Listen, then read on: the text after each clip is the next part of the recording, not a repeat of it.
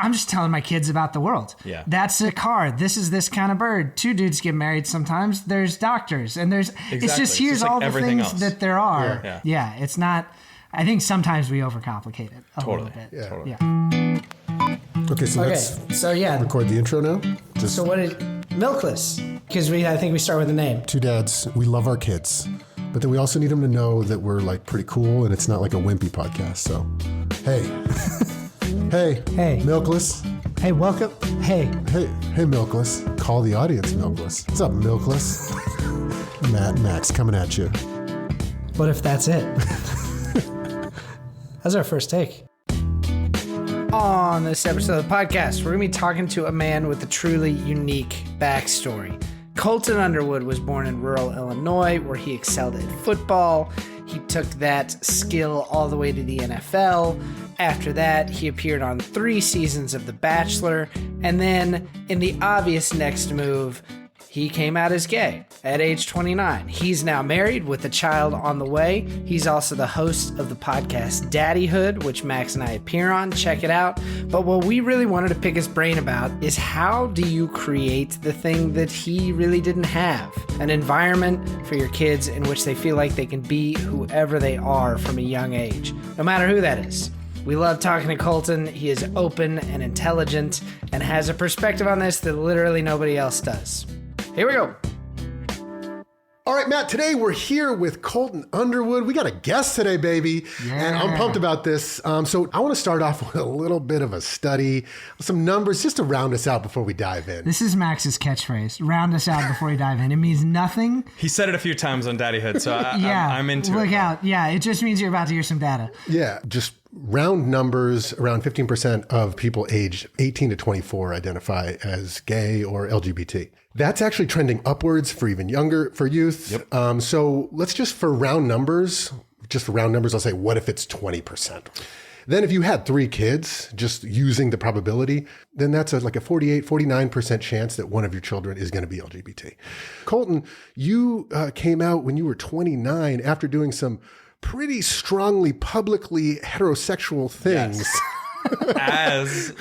Yes. Like being on The Bachelor, being the Bachelor. The most straight thing you possibly could do in our culture. Well, look, I'm gonna go back to your numbers for a second, and I'm gonna misspeak a little bit. I don't know the actual number, but what I would like to compare that to, and what helped me sort of fully understand, because I hear the argument all the time of like, the numbers are trending up for LGBTQ. Our culture and our society is making people more gay. And it's like, that actually isn't the case. What is happening is, to your point of like what the conversation we wanted to get into is like, our country and our world is finally becoming safer for people to be their authentic selves.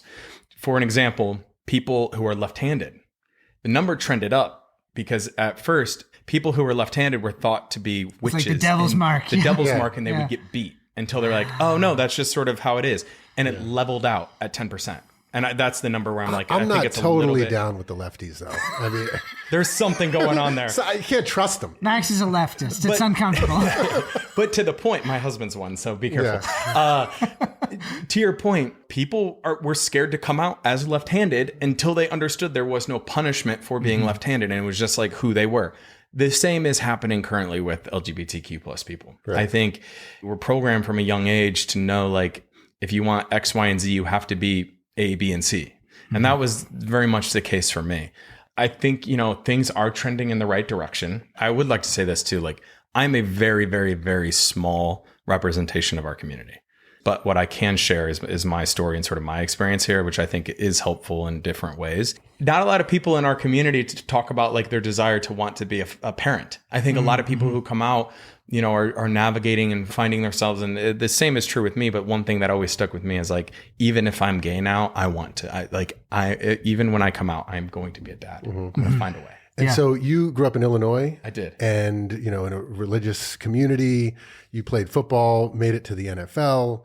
Tell us a little bit about when you kind of started to feel those sorts of things that you knew you were somewhat different, or tell us a little bit about that. And then why maybe you didn't feel comfortable kind of embracing that identity until much later. Yeah. I knew I was different by the age of 6. Wow. And like, I just didn't know until I went through puberty of like why I was different. Gotcha. Until those like feelings and hormones, quite frankly. We're like, oh, I'm gay. I'm more attracted to men than I am. Like I get this feeling when I see a man. I get this feeling when I see a woman. And it's just like, but by that time that I was like going through puberty, it was too late. I already sort of had all of the social cues that like being gay is weak. Being gay is not good. Being gay is a sin. Being gay is against my religion. I cannot do this. And I have to look the other way. I have to try really hard to not be gay. So that was my sort of like the biggest thing for me is it had very much to do with where I grew up. You know, I think a lot of LGBTQ plus people that grew up in LA or New York have a little bit more representation than Washington, Illinois, and on like quite literally like a farm-ish town. And you know, keep in mind when I was a kid, there wasn't really social media. So like I didn't get to see that. I think that's what's helping too nowadays is kids can identify with somebody on a phone now. They can say, oh, that experience is a lot like how I feel. I just couldn't really articulate it until I saw this person make this video. So I think, you know, for all of the negative that comes with social media, there are some beautiful pros to it that not a lot of people talk about. Well, and in mainstream media too. I remember when Will and Grace was first on TV, everybody's like, and now, of course, that's like, you don't kind of even think twice, but there were not those images of same-sex couples. I mean, a lot of actors, in fact, stayed in the closet just because of how it would affect their career. Yeah. I've heard Nathan Lane talk about that. He's hilarious. People just openly talking about, like, I'm glad there's no one gay in this cast. And Nathan Lane was just like, you really are clueless, aren't you? Yes. Yes. I'm curious because we both have young kids. And if I ask anything that feels more personal than what you want to talk about, I'm pretty much an open book at this stage. From that age, because you said you knew you were different at age 6. You didn't really know what that meant until you were 13. So what did that look like? What did that feel like for those years where you just knew that there was something? Great question. I couldn't really put, you know, kids are so innocent. And like without those hormones or feelings, like I was sort of just like every other kid. But I always like deep down, I was like, something isn't right. But like, I didn't realize it until I sort of had the puberty experience. But all the way down from people putting pressure on you. Oh, are you dating her? Or who are you into? This? And like, look, social norms, like, I guess it's normal for people to say like, oh, aren't you two going to date? Are you guys going to grow up and get married? But like, I would challenge people, and I'm certainly going to be way more present in my parenting, is not pushing that onto them. Because I do feel like that stuck with me quite a bit. You know, Johnny has to date Olivia, and it's like you're putting these heterosexual norms onto kids who, quite frankly, don't even have those hormones yet to even like feel those things that you're sort of like projecting in a weird way. But to answer your question, I don't really think there was like, I just knew I was different. I just didn't really know how to like voice it, you know? And like kids are weird in general, like let alone like a kid who's struggling with their identity in some way. Yeah. And it's a deeply confusing. You're trying to figure out everything about who you are at that age. And I mean, even in high school, you're still trying to figure out yourself. Yeah. I'm kind of still working on it. I just turned 40. Yeah, I mean, high school's not easy for a lot of people. Well, I also find myself saying that sometimes to our kids, like, oh, you know, do you have a crush at school? And what I try to do, because I kind of like having that connection with the kids to kind of like get in there a little bit. And this could be inappropriate, but I kind of, you know, who do you got? What's your crush? I try to pepper in every once in a while, just like, and if it's a guy, that's cool too. Like, it's cool if it's a boy. See, I think that's I don't think there's anything wrong with that. So I'm trying not to be like, what girl do you like? I'm always just like, so you got any crushes? Like, how old is your oldest? 8. Okay. But then I think it's also like the questions that come up like, oh, Jimmy's got 2 moms. Just being like, when you see like non-traditional or gay parents on TV, like, letting them know that like this is look at those guys. I love those guys. These are my favorite. Oh, I love what they're doing. Totally. Like, cause like to your point, Colton, it's like, they're just kids. They're kids and they're innocent. And I'm not a very political person. I married somebody who's in politics, but like I very much prided myself in like being in the middle and like having friends on both sides and family members on both sides. So I like to stay there. But this is the issue with, you know, the Don't Say Gay bill and like what's happening is teachers now are forced to not be able to be authentic in their teachings. I know families in Iowa, they just passed it. And it's now becoming an issue where kids can't talk about their parents in school if they have same-sex parents. That's where it becomes problematic, because like that sometimes is the saving grace for your kid to understand the dynamic of like families look different and people are different human beings.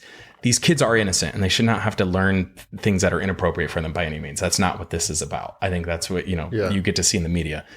You need the that's always the media boogeyman. Sticking point is like, but they want to make your kids gay. It's like, no, we just want to like let you know that it exists out there and it's safe for you to be.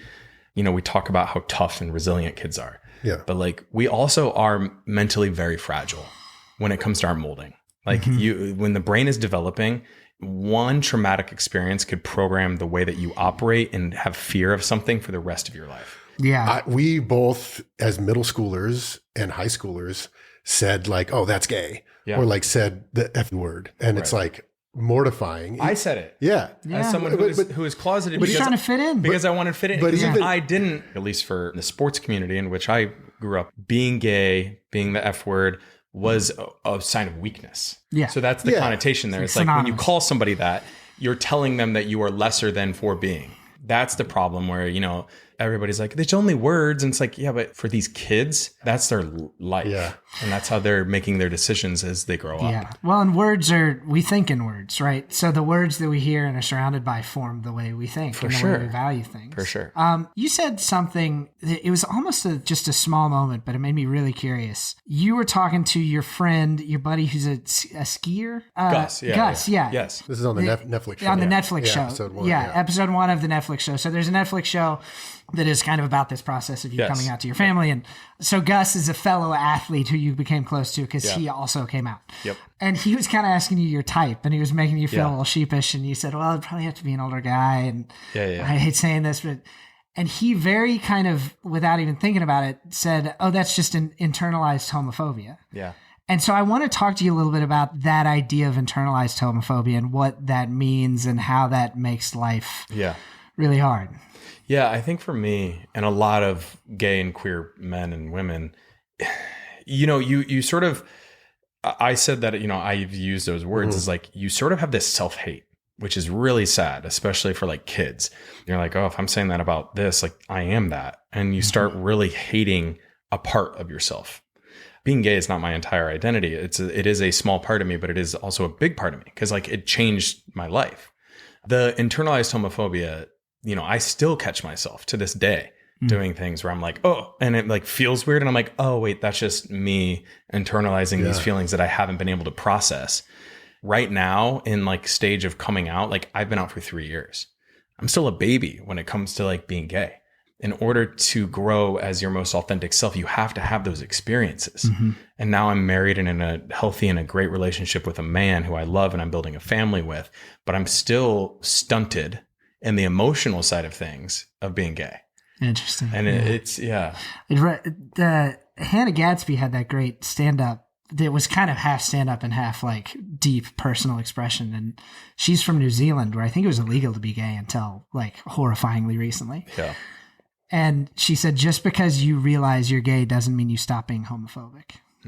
Because she had grown up so steeped in that, that from her parents, from her community, from legally, from her entire society. You have to sort of reprogram yourself. Yeah. All the way from like my religious background to my sports culture that I was in. It's a lot to reprogram. So I think what we're really trying to get at is like making sure that our children are able to grow up in a place where they feel like they can be who they want to be. Yeah. Like who they are. Not just who they want to be. Who they are. Right. Yeah. Right. So is there anything that, because watching episode 1 of your thing where you came out to your parents, they were like so loving, like they love you so much. But obviously, whether it's your town, your family, like, are there things that could have been different? Obviously, if you grew up in Brooklyn, it'd be easier. But any things like in your specific life where, if my dad had said this about when we watch Modern Family together. Yeah. I think, looking back, like my parents, both ways. I remember it vividly in high school where my mom said to me, like, if you like guys, it's okay too. Like I remember that car ride and like I was already so deep in the closet that I didn't let that like help me because there were other moments in like their discussions that I either overheard with their friends or like my dad was a football coach of mine. So like he obviously would use words like in the football and like the sports culture. that by the time that it was presented to me, it was already too late. And I think that's something, and I have a, and maybe my case is different, but like, I don't think there is ever like one conversation that is going to make it feel okay. It is a repetitive representation that your kids have to see and know, and an overall feeling of safety to say like, I can go date boys and bring them home and like not even have to have a conversation with my dad. Well, it's kind of what Matt said at the end of the Daddyhood podcast when we were on your podcast, that your kids don't listen to you, they watch you. Yeah. It has to actually be okay. So that's the thing. It's like you can have every right intention and sit them down and have this stern conversation, be like, I'm going to love you. I want the best for you. Whoever you want to date, you can. But then if they see you 2 hours later with your friends throwing around a gay slur and or saying something that, you wholeheartedly might not believe, but like you're saying it in humor or fun in a funny way, it gets taken as a mental note and be like, okay, dad said this on that day. Like, I really can't. Like, I can't come out. Like, even though he told me this, like, you start making it a bigger thing in your head. Yeah. Yeah. It makes me think of, I was listening to this book.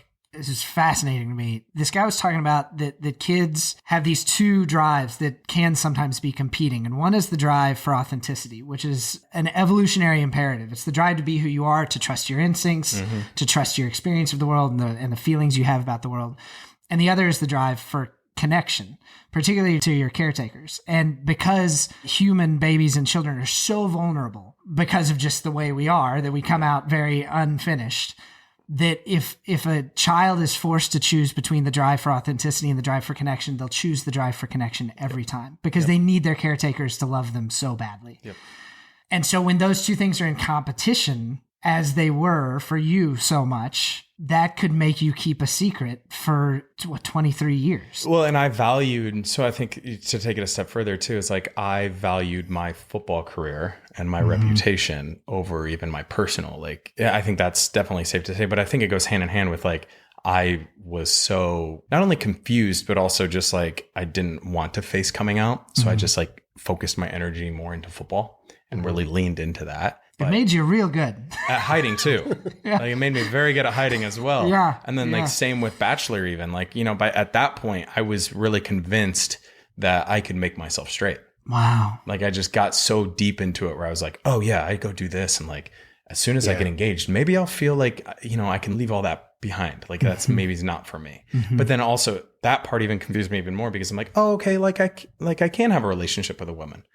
I do believe there's a spectrum and a scale that like people can operate and slide on.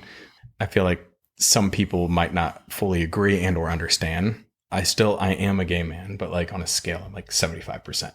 Yeah. There's still like 25% or like, 20% that I'm like still attracted to females and like to women.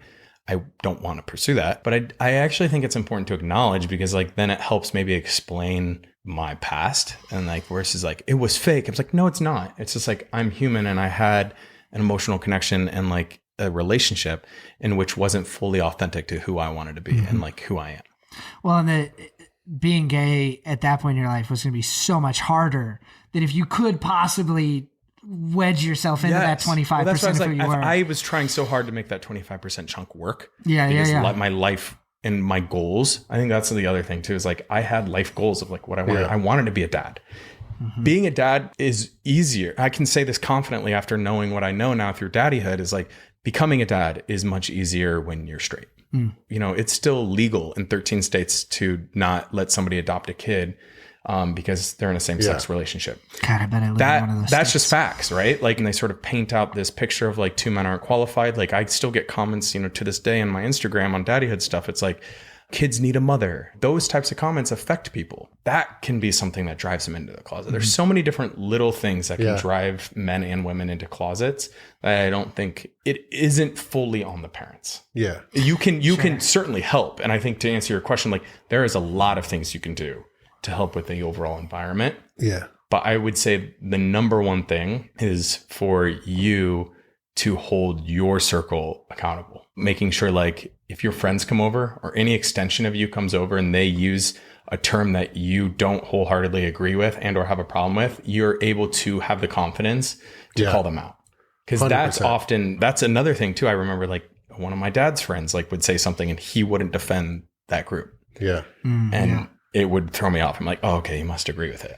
That's just where a kid's head goes. Yeah. Yeah. And the reason this is so important is like, and I know you won't take offense to this because you're super successful, super awesome. You know, we have a great connection. We love you. Yeah. That I would not want my child to be 29 and coming out at 29 or just like go through what you went through in your 20s. Yeah.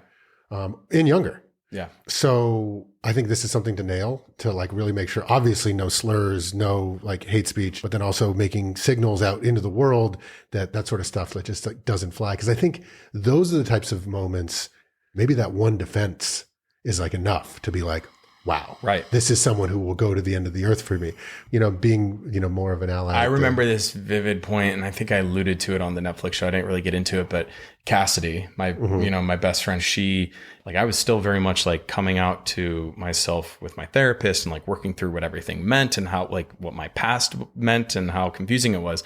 But while I was in that process, Cassidy hosted game night. And we go there and we're playing the game, and somebody at the table while playing the game uses the F word. FAG. And she stands up in front of everybody at the house and goes, hey, we don't use that word in this house. And I immediately remembered like, oh, you're going to be one of the first people I come out to. Oh, wow. Because like I already knew was an ally. For her to go out of her way to stand up and make an announcement to say like, we don't use that word in this house while we're doing this meant so much to me, where I was like, oh, and she was the third person that I came out to. Yeah. So it's really special. That's incredible. And you know what's interesting about that is she wasn't saying, I love you, Colton, no matter what, which almost implies that there's something wrong with it. I love you anyways. She was saying this entire way of being in general is not something we talk badly about because there's nothing wrong with it. Yeah. It's like something cool about defending. Totally. And I think that's more effective. And I actually don't think there's anything wrong, because I remember, look, I think people get focused on the wrong things. Like, I think there's nothing wrong with people who are like, you know, I would love you even if you were like, you know, obviously that has a connotation that's not always positive, but like, there's nothing wrong with that. Yeah. I don't like, let's not get focused on that. But I think what gives you sort of the added bonus and what is more effective is the going out of your way saying like, hey, we don't do that here. Yeah. Or like, you and I might believe different things, but like, please don't say that, you know, in front of my kids. Like, that's not how I'm raising them. Because like, whether you know it or not, like the moment you let other people into your home, like those people can have an influence on your kids. Yeah. Yeah. It's really alarming how much is not. And they pick up on everything. They pick up on everything. So that's, I also love sort of debating with the people who are like, well, they're just kids. Is it like, they don't really, I was like, they're sponges. Yeah. You say like they don't really register, it goes above their head. It's like, no, that sticks with them. And then when they're developed enough to go back to that moment, they replay it and they like understand what's going on. No, it is. It's amazing how much kids don't miss. I know. It's like a little daunting sometimes. Yeah. All right. It has come to our attention that there is a Canadian composer named Violet Archer, and we've just been blowing up her web stats with all of our advertisements for our book, Violet Archer. So just so people aren't confused, thinking we're a Canadian composer, Maxie, tell them what Violet Archer is. For avoidance of doubt, Violet Archer, in the case of the Purple Martin, is a middle grade book, which means a chapter book for kids aged 5 to 12, that Matt wrote. I should call my book middle grade. It's middle grade. But Matt wrote it, I illustrated it, and it's live on Amazon, baby. You can check it out. It is not a Canadian architect or composer, or both. Composer, yeah. Maybe both, we don't know. Yeah. Who can say, really? She might moonlight. That could be what we do in book 2. Anyway, so check the podcast description for a link to buy the book, or search Violet Archer on Amazon and buy it. Yeah, dude. It's not a composer. So we want to make sure that this is like a safe conversation. The goal here is to have kids be who they are. Yeah. I'm going to take the other side a little bit on one little point that like, I also don't want to confuse my children. Like, for example, if they say, can boys marry boys? The answer is obviously yes. But it's like, can I marry my friend? It's what I usually try to say, especially as they get older. I'm like, 100%, you can totally marry your friend, but that, you know, that sounds kind of weird coming out, but But, that's like a 1 in 5 situation. Yeah. Just, because I never want to confuse them if I'm too progressive to be like, yes, you can choose anyone you want, and then kind of overcorrect in the other direction and kind of confuse a heterosexual child by saying, look, you can pick anyone you want. But then again, I kind of feel like, what are your thoughts on that sort of thing? I think it's higher than 20%. And I'm not saying like everybody's gay, but I'm saying like it's just our society. I don't know. Maybe I'm wrong. I don't think we've ever had the chance to know. Right. I think we're going to find out soon. I think it's going to slowly start becoming like we have some friends now whose kids are 18, 19. And some of our straight friends would come to us and be like, so I was just having a conversation with my son, and you're like, you're hanging out with him a lot more. He's like, yeah, we're dating and just like seeing where it goes. Like, but you were with this girl 2 weeks ago. Mm-hmm. Yeah, well, we were dating and it didn't really work out. So now I'm onto this. And it was so casual that he was bi. Yeah. And she's like, do I have to have like, is this the moment like we have a coming out conversation, or is he just not going to have it with me? And it just became sort of hey mom, thanks for being cool for like, who I was dating. Yeah. Like it became that casual, which I think there's a beauty in. I think it's sort of cool that they had that relationship where it was so casual, where it wasn't like a sit down, I need to tell you something. I feel like I did something wrong. It's more of a like, this is who I'm seeing, and this is who I'm like. Well, which probably has as much to do with the environment at that school, and that he was raised in. And to that point, like this is what another little study to kind of continue to round it as we're diving. Round it up. So there's a study that kids who are out prior to 13 have a slightly higher incidence rate of like suicidal ideation than closeted kids. Wow. Like when they come out young. And young adults, 18 to 24, the complete opposite.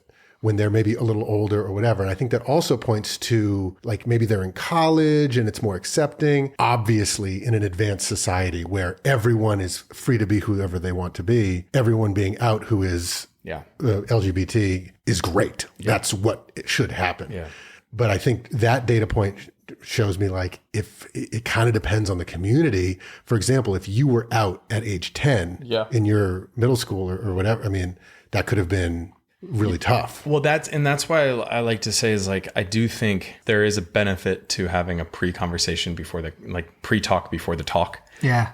Before you get into like sex ed with your kids and like talking to them about, I don't know. I'm sure that there's like studies and statistics and numbers of like, you should introduce it here, here, and here. I definitely think though that you should just preface all this with like, you're going to feel things that you're not feeling right now, and we can talk about it later. Yeah. like you're not pushing it off. You're just acknowledging like you don't have the tools yet to like dissect what you're feeling. So like this conversation, to your point, is going to feel confusing. Yeah. Yeah. It is funny too. I mean, you don't want to panic either. I mean, my daughter came up and said to me, she said, I'm going to marry this boy. I was like, all right. And she's like, I keep chasing him around, telling him we're going to get married. He didn't want to. He told me I should marry his brother. And then a week later, she was like, I'm going to marry this boy. Because he said he has a crush on me and I have a crush on him. And she just likes playing with these boys. Yeah. They just run around. Yeah. Like, she don't know what she's talking about. Right.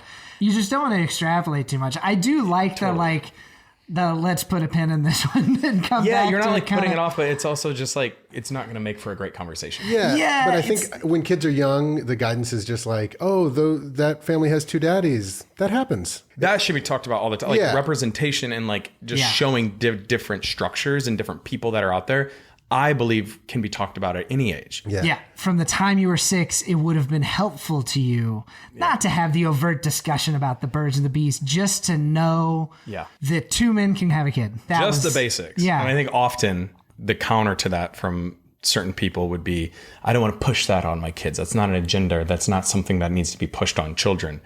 It's like, you're not pushing anything on them. You're just like providing them safety and knowing that you're not completely, because you said it too, like you guys created Milkless and you found this community of men who were just like, didn't really know how to be vulnerable. And like, we're like, oh, you're feeling that too. That's what you're doing for your kids in that moment. It's like, you're giving them that permission to be like, oh, okay, I'm not weird. I'm not alone. I'm not like I am different, but like there's more people like me. Yeah. And you're sort of creating that environment. And also just the majority of our listeners are women, because I think a lot of the women who write in are like just understanding the dad's perspective. Yeah. Giving a bit of a... What's going on in there? Yeah. But the other way I think... We don't know women. We don't know. We're just kind of putting one foot in front of the other. But the other way I think about it with my kid is I'm just telling my kids about the world. Yeah. That's a car. This is this kind of bird. 2 dudes get married sometimes. There's doctors. And it's just here's all the things else that there are. Yeah. It's not... I think sometimes we overcomplicate it a little bit. Yeah. I'm curious, this is kind of like a right turn. You were raised a person of faith. You're still a person of faith. How have you held those two things, and how do you continue to hold those two things, who you are and then your faith background? Yeah, I remember vividly as I was like coming out to my therapist, I said, I'm just really scared because if I come out as a Christian to the gay community, I come out as gay to the Christian community, like I'm going to lose both my communities. Like, Bloods and Crips, man. Yeah, exactly. Yeah. And I actually found quite the opposite. It's like I've sort of found this new lane. I also found like my faith has changed in a better way. I know this like might seem weird to people to say, but like being gay has made me a better Christian. The overall principles of what it means to be a Christian man, I've learned a lot from being gay. There's a lot of queer Christians. I can say that. I don't go to a physical building as much as I used to. I used to go to mass on Fridays and Sundays, and I don't attend structured and organized religion as often. I find communities and, Bible studies and moments like that. And also just with my own relationship with God that looks much different than, when I was closeted asking for him to make me not gay, at the end of every prayer was not healthy. So this sounds like a much better relationship. He couldn't do it. He couldn't and I couldn't either. We tried our hardest and I was just gay. You tried. Yep. Oh my gosh. Yeah. Yeah. That's cool though. The idea that, so fundamental to Christianity is this universal love of humanity. And if you didn't have an unconditional love of yourself, how could Correct. you? Yeah. It's like all boils down to like self-love and just like the simple basics of being a good human being. And also like Jesus was hanging out with the outcast. That was his bread and butter. In every single verse you want to try to throw at us. He loved the weirdos. Jesus. Yes. Yeah, he loved the gays. People. Jesus loved the gays. Yeah. I think that's helped too for me. Has your relationship with your family changed dramatically? It's changed a little bit, but like, I think they're finally sort of like, you figure like putting them through 4 television shows was a lot on them. Yeah. So it's like finally to the point now where they're like, okay, good. He's got his stuff figured out. He's standing back upright. Yeah. Cause it was dicey for a hot second. But yeah, I mean, of course things change. Like they have to reframe who they thought I was for 30 years of my life. Yeah. And then, now all of a sudden, I'm married and in LA and, they never really understood what I did for work. And I don't think they ever will. But like, and neither do I. I'm just like, I'm sort of out here just doing my own thing. It's working. And it's been working. Yeah. So it's changed, but it hasn't, if that makes sense. Yeah. Like the sense of family and the sense of home is still there. It's just, it's different. I've thought about this as a parent, and this is something Max and I talk a lot about. You don't want to put a story on a kid. You don't want to tell a kid who they are. Because they will try so fucking hard to be that thing, even if they're not. But the empathy that I have for parents is that anything that makes you feel further from your kid is something that as a parent, you gotta really make sure you're okay in yourself and try to go with them to that place. Yeah. And then anything that you think might make your kid's life harder is something that you kind of intrinsically like, huh? Yeah. That's what my mom said to me when I came out. Yeah. She's like, my heart goes out to you because like you want an easy life for your kids. Yeah. And like your life is going to be harder. Yeah. As a gay man. But you can't put that bullshit on your kids because they're going through their own stuff. But totally. I do have empathy for parents, probably even parents that honestly, genuinely don't have a homophobic bone in their body. They still probably feel some of those things. Yeah. Because they want the path of least resistance. I think that's a completely normal thing for a parent to want. Yeah. And it's not that you're like wishing that your kid wasn't gay. You're just like, it is more challenging to be in the queer community than it is not. Yeah. And I mean, the same could be said for a handful of different things. But that's a completely natural and normal reaction for parents to have. Yeah. It's such an interesting conversation of like, how do we best give them the environment that they need as kids to develop, but then also just as human beings. Yeah. I think I'm also such a, it's going to come off weird, but I'm such a fixer. I like to fix situations. Yeah. So I kind of like want to find out the gay kid and like help them. Yes. It's going to be the one that you're not expecting to. Yeah, that's the thing is it's like, it's one of those things that I'm gonna have to work on where if one of our kids were to be gay, it's not something that's like needs to be fixed. Needs to be fixed and like needs to help them come out. Because it's like it's what needs to be fixed is the world around them. Yeah. And that's where you can. And I think the thing is like because I also saw like an interesting like firsthand account, another sample size of one, where a woman was saying like my mom kind of like cornered me, basically forced her to come out. She's like, I knew it, blah, blah. And the girl online's like, I was not ready to come out. I didn't want to come out. Right. And then I was only out to my mom for like 7 years. So it's one of those things that you just create that safe space, do your best as an ally. And then kind of get out of the way and let them be. Every journey's on they're on their own. Yeah. They're on their own which is hard for me. It's hard for parents in general. You just want to. I'm sure. Yeah. I'm sure. Yeah. Do you feel like in general in your life, and I feel like I can ask this because I am guilty of this, I can tend to be a pleaser. Yeah. And even sometimes, and I'm getting better at this as I get older, I'm getting a little crustier, but like to even be a bit of a chameleon, like whatever room I'm in. Oh, for sure. Do you feel like that is extended beyond your sexuality? Do you feel like you're a pleaser in general, I guess? Yeah. I mean, I think that this root of that too is just like I would sacrifice my own happiness to make sure that people around me were more comfortable with me. And whether that was in the locker room or whether it was in the church or wherever it might be.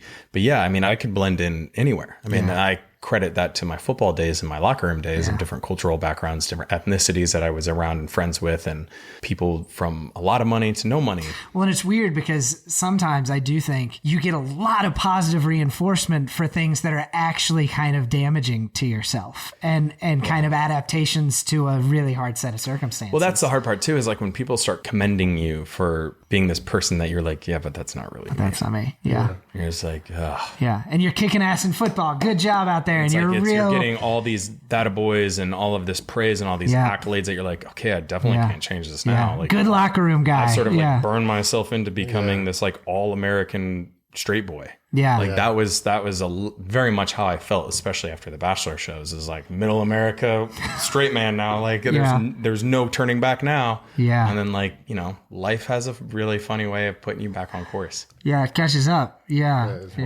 That is wild.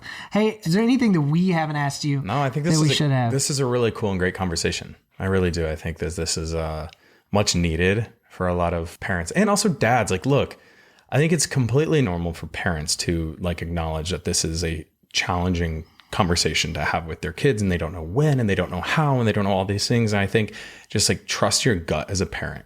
Don't push too hard and like force your kids to come out, but also just do the work yourself. And it won't have to be a moment. Like if you truly create that space and like truly create that relationship with your kid where they know, okay, like my bubble that is my home, my yard, my community, my school, like is safe. I can be myself. There's so many opportunities that I think people don't realize of like moments like that you forget that your words, once again, can have such a big impact on somebody that it could truly save somebody's life. Brought to you by Violet Archer. I like it because they're solving the case.